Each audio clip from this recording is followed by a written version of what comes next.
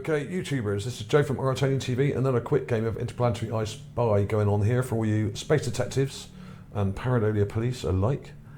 And today we're looking at this image by Neville Thompson of MSL 1441. Now this is a really high quality GIGAPAN. He's actually used EDR straight PDS images, which are way better quality than the usual rubbish we get on the JPL website, the browse images we normally get. These are way superior, brighter and clearer and everything. And you can see a lot of detail here. Now the main thing we're going to be looking at today is this bit here. We got this rather strange thing here up on the ridge, which is very odd, but which has got this kind of square thing on the end of it with a kind of strange neck to it. I really don't know what this is. It looks like some kind of lever or something. Why would it have this kind of block-shaped object on the end of it? And I'll show you some close-ups of that in a minute. There's also over here, if I go along the top, we have this rather strange thing sticking up, which looks like another metal thing, which may be part of some kind of reinforced steel or something that may have held some of this potential building together. Now, I've said many times before that I think a lot of these so-called buttes and ridges are ancient ruined buildings, and you can see all these long straight ridges running through them. Okay,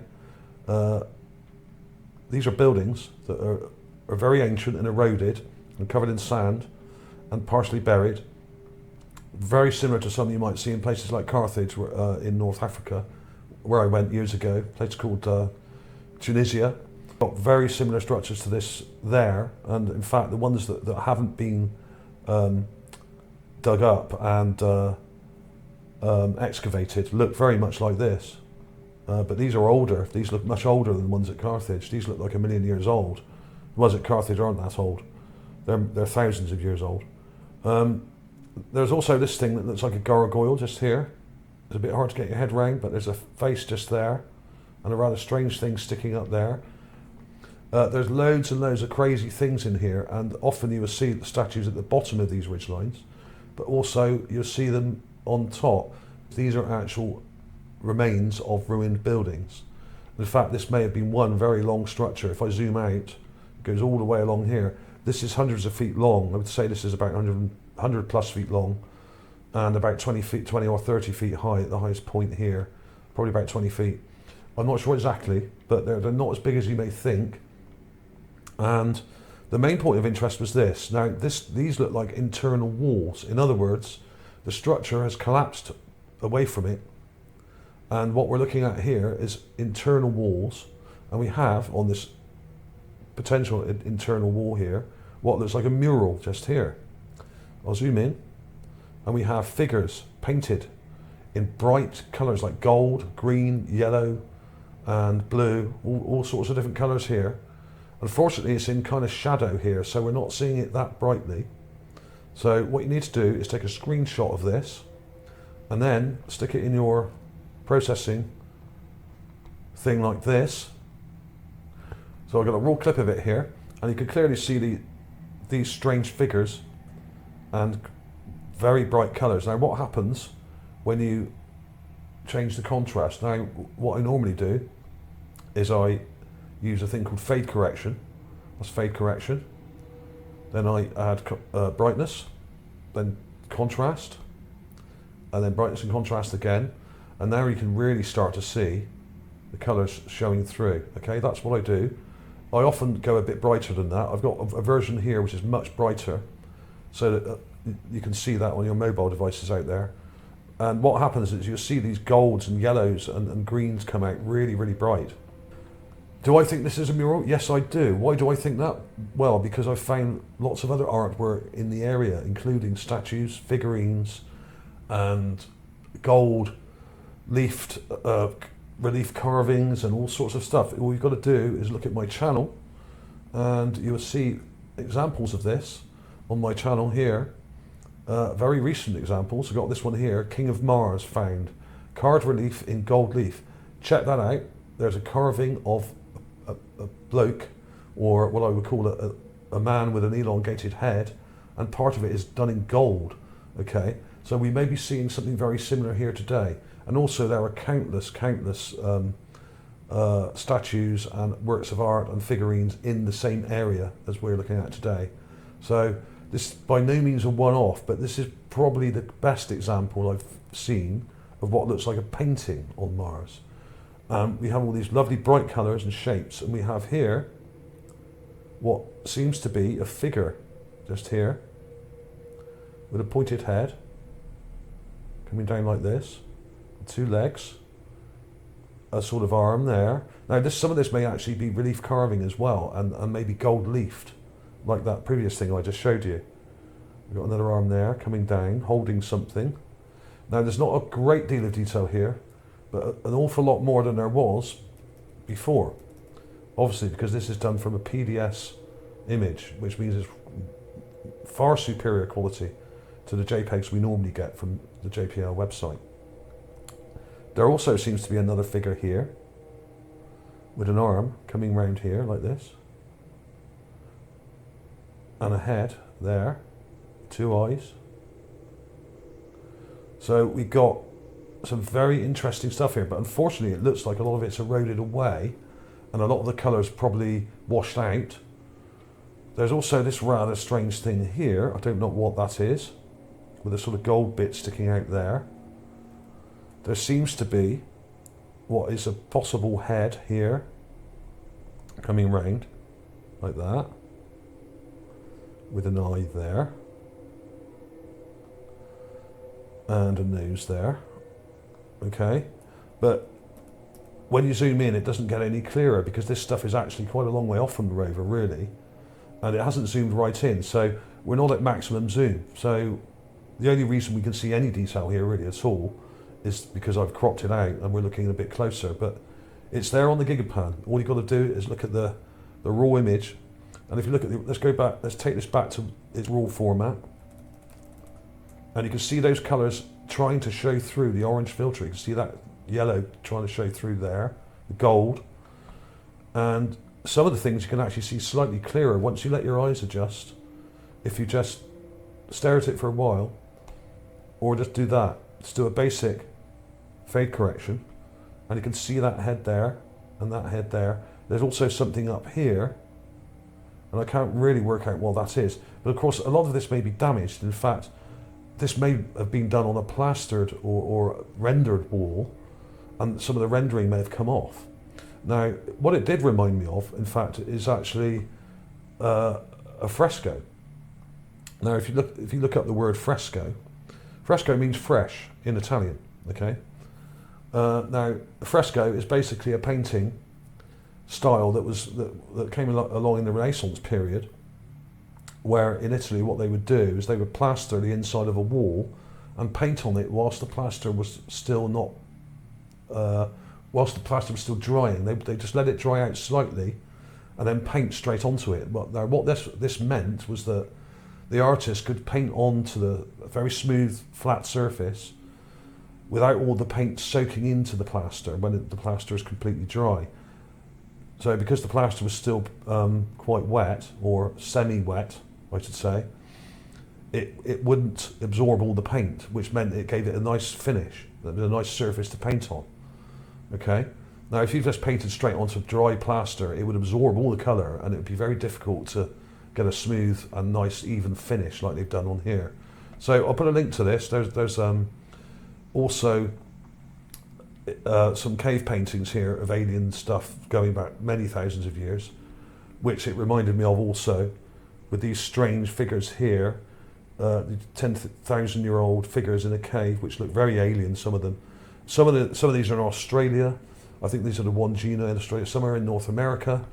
In fact, these appear all over the world. These very ancient cave paintings showing what look like alien figures. I think this one's from North America, if I remember rightly. Somewhere in North, I can't remember exactly, but that looks familiar. And there's things with what look like little ships and spacecraft and strange aliens with strange headgear, like sort of space helmets and stuff like we have here. Some really cool stuff here. And this is what it reminds me of, but the colours are very, very bright. Now, these more primitive sort of cave paintings usually have very basic colours, and often done in reds and browns and blacks and natural kind of earth colours. And the pigments would have been made from stuff like ochre, which would have been ground down and mixed with water and spit and God knows what else, and then painted on to the surface, often by hand or just using a stick or something. But then you have later artwork where you have stuff done inside places like the pyramids, where you have gold leaf and you have other stuff like that, and much more elaborate colours, like you would get on a fresco painting like this, okay, where you've got these golds and blues and browns and greens. Now that isn't a very good version of that image, but you get the point. What I'm trying to say is these are usually done with a very limited palette of colours, 2 or 3 colours, right? And usually quite dark, browny, sort of ochre colours, cave paintings. But more modern paintings are usually done with much more sophisticated technology. In other words, they've got lots and lots of different types of pigment, and then ground down the different pigment colours to make golds and bright blues, using elements such as lapis to get a nice deep marine sort of blue. And that's what we have on Mars. So this may actually mean in this area, somewhere near this area, in some of these rocks that are lying around, there is lapis. Now lapis is a highly, highly valuable mineral that's used to make these deep, deep colours, and is used in dyeing clothing and also in paint, okay? Known as lapis lazuli, and it was used by ancient artists to get some of these bright blues and bright colours, okay? They would also use things like titanium or lead to get the white. You have lead white in the paint. So lead ground down makes a nice kind of white colour. And all sorts of different things were used to get these amazing colours. And it came to a pinnacle around the sort of 16th, 17th century in Italy. And modern pigments are made of much safer materials and cheaper materials, because some of these things are toxic. In other words, this may even be gold leaf here we're looking at, and possibly stuff like lapis to get some of these blues and other colours made from various minerals, okay? A more sophisticated mural done in highly bright and intense colours, which means it's probably not that primitive, okay? So there we are, we've got a figure here. You can see there's another one next to it, with an arm coming round like that. But the details are a bit hard to work out because I think a lot of it's eroded away, and there seems to be a figure up here with what look like angel's wings or something coming down here like this, perhaps. So could this be a religious building that we're looking at? And would that explain why there are so many gargoyles in the air, as I've shown in dozens and dozens of videos recently? They're all over the place, these strange creatures. There are sphinxes, there are little carved animals, there are what look like burial carvings where you would have like a headstone on a burial, like this one here. Got this thing here, which is like a headstone with render still on it. So if you check some of my previous videos out, you can see that there are carvings and bits of artwork all over the place, strewn around on the ground, half buried. Some of them are on the side of buildings. We've got this golden burial mask here, which I found very close to the one the mural we're looking at today. In fact, this was from Sol, let me see. Yeah, here we are. This is Sol 1443, and we have the golden burial mask here. Now, you can see this video on my other channel, which is Space Detective 1. This sort of went almost viral. It had 39,000 views in a few days. And but what we've got here is this ridgeline is just further over to the right of the one we're looking at today. So if I show you this one and zoom out, there's another butte or ancient ruin here, which carries along further to the right, and that's where the golden mask is partially buried, just below the ridge, okay? So this ridge line here is just further along. As the rover drove along slowly, it took photographs of all these ridge lines all in a row, okay? So you can see that. Check that video out. what's cool about this one is you can actually see it on 2 different days, one from the side as the rover drove closer and one from the front here. So we got the same object from the side view and from the front. So this is there. And anyone who says it isn't doesn't know what they're talking about and hasn't done the research. These things are actually there. You may disagree with what they are exactly. This could be a burial mask, it could be a statue, but it is metallic and it is a work of art.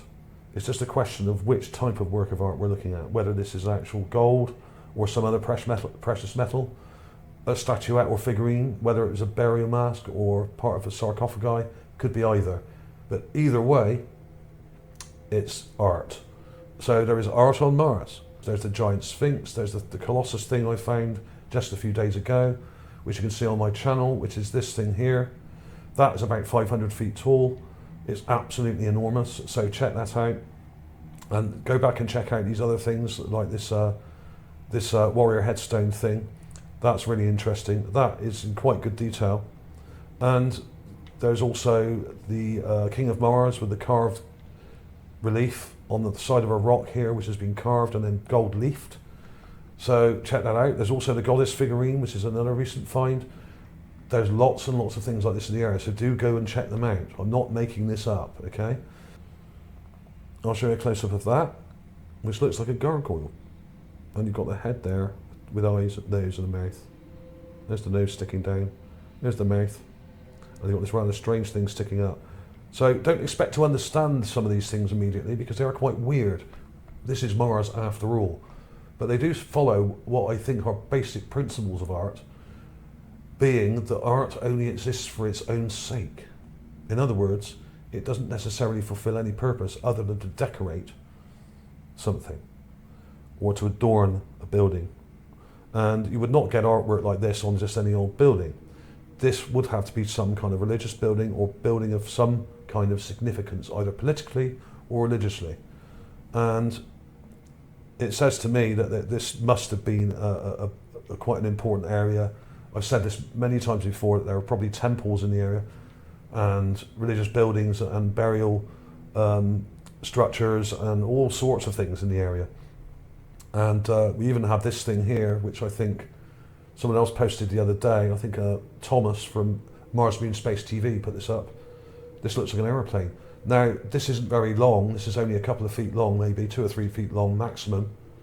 But it does look like a tail of an aeroplane. So, but this may be part of a boat. It could be off some other kind of structure. Who knows? But that was interesting. We got what looked like sort of limbs here as well coming down. Very strange. So is that an aeroplane? Probably not. But it could be a small drone. It doesn't have to be a massive aircraft to be an aeroplane. It could be a drone. That does look very much like the tail of an aeroplane. So there we are. So I didn't find that either. There was also this thing found by Martine Graney the other day, which I thought I'd show you, which looks a bit like a lion's head just here. You can see the nose there and the eyes and the mouth here. Okay. She said this was a statue thing here as well, but I think that's kind of so badly eroded you can't really tell. It could be another gargoyle or carving that was on the side of this building that's kind of fallen down to the bottom here. So these things are all over this ridgeline. Loads and loads of crazy things. Let's have one quick look at that again. Let's go to the enhanced clip of that. There we are. You've got the figures on the left and some strange details up here with what look like wing shapes and lots of crazy stuff. So you people out there may see a lot more in this than I'm seeing. I'm only pointing out the most obvious things to me, but you may see a lot more than I'm seeing today. So thanks for watching, everybody. Clips coming up now.